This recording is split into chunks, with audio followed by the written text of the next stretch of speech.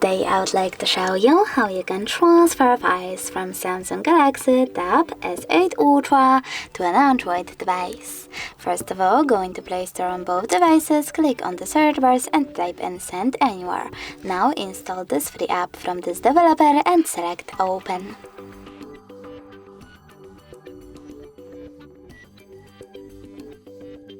Now you need to click on I accept, confirm, continue and allow. Then do exactly the same on an Android, and now you can select send on Samsung tablet and receive on this Android device. Following that, choose all of those dots and click send. This way you will select all of those files and transfer them later on.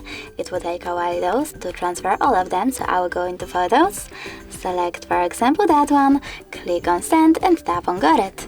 As you can see from here, we have two ways to connect. We can scan QR code by tapping on this scanning icon on an Android, choosing while using the app or only this time and pointing our device's camera at the code, but we can also just input this key over here. Then select receive, and now after a couple of seconds, as you can see, my photo was successfully sent. Thanks so much for watching. If you enjoyed this video, leave a like, comment and subscribe. Bye!